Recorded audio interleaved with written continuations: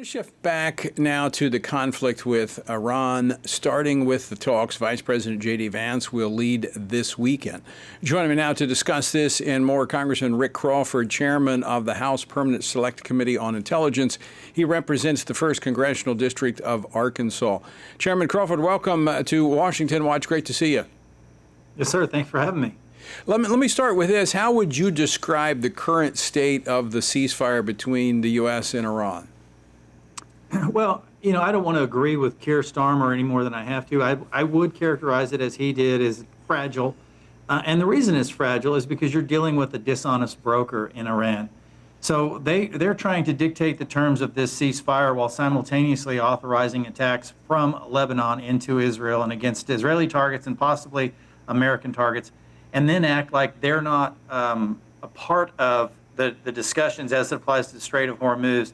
If you're going to engage in this kind of action, as you are supposedly entering into, in good faith, talks for a cessation of hostilities as it applies to the Strait of Hormuz and broadly the region, I think it would be wise for you to call off your proxies in Lebanon with Hezbollah and possibly other areas that might attempt strikes against Israel or our allies in the region. So that's just not a good faith gesture on the part of the Iranians, and that is why this is a fragile state of existence as it applies to our current ceasefire. I think that's a great analysis. I mean, we ought to be calling upon Iran to pull back its proxies, just as they're wanting us, although Israel's not a proxy for us, they're operating on their own, they've got more at stake than we do. If they want us to pull Israel back, why aren't they pulling back Hezbollah? I mean, that's a great question, and this is why what we've known for years, as Iran has been acknowledged as the largest state sponsor of terror in the world since 1984. We've been at war with Iran since 1979. So 47 years of this nonsense, and the Iranians using proxies to do their bidding while they attempt to stand back from this as if their fingerprints aren't on it. They 100% have control over Lebanon's Hezbollah, as well as Hamas, as well as the Houthis, as well as the Iraqi Shia militia, and any other of their proxies that they want to control. Now they're acting as if they can't, and that it's a separate consideration. This is an all-of-region conflict, and they have attacked pretty much everybody adjacent to them.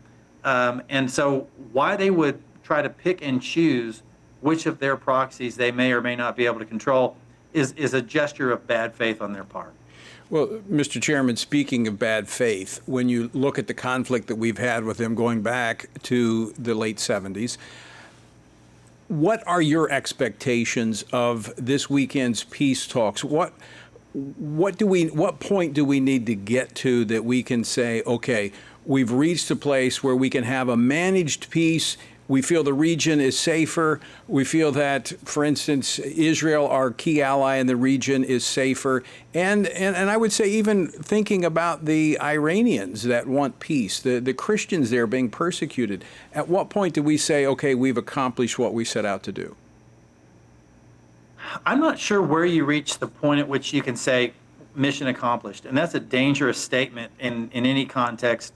And so I think we have to be really careful about defining what that looks like, what the end state is. I think what we can agree on is that Iran can never have nuclear capability. They've demonstrated a willingness to breach any ethics as it applies to engagement with their neighbors, as it applies to even enemies. But they've been talking about death to America, death to Israel since 1979. So where do we reach a point at which we say, okay, Iran, you're good to go? Well, I think it starts with eliminating their ability to launch in any capacity, that ballistic missile capability ever.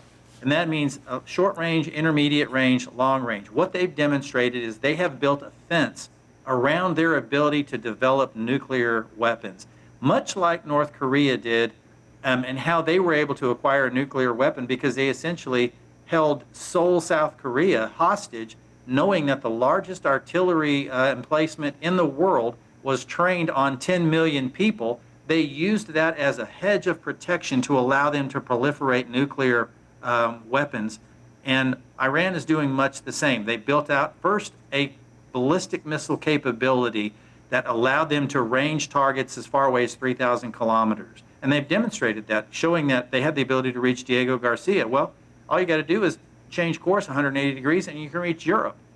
So why the Europeans aren't outraged by this is still a mystery to me, but my point is, got to stop the ballistic missile production, got to deteriorate, dismantle, completely dismember their ability to launch any kind of strikes, short, medium, long range, and then remove fissionable material. And then we might have a reasonable point at which we can say, okay, we're satisfied. So, Mr. Chairman, I think what you lay out there is reasonable, and I think at that point we do have greater stability in the region.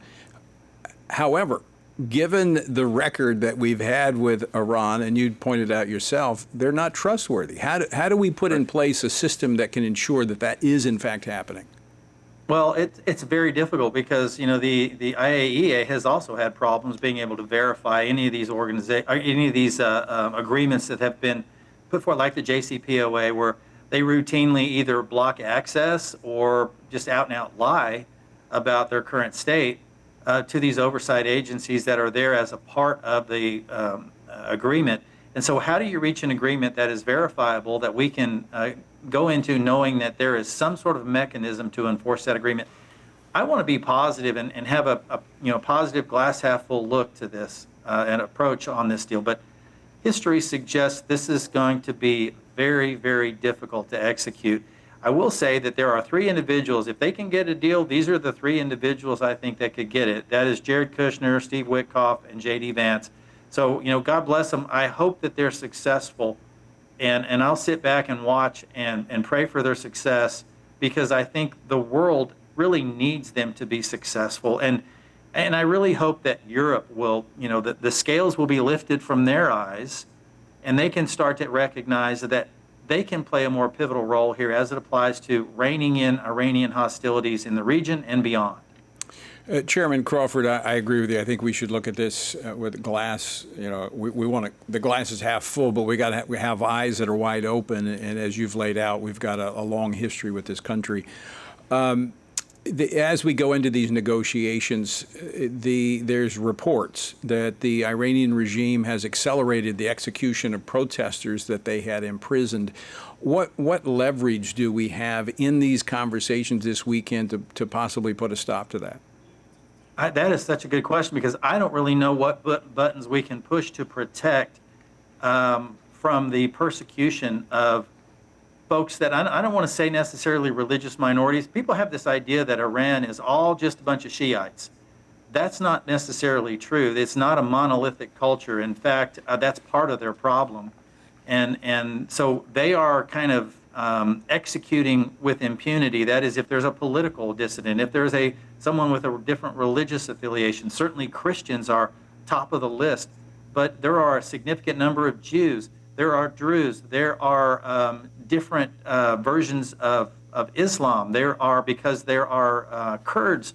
There may be, and the Kurds have different levels of, or different sects of religious practices among them.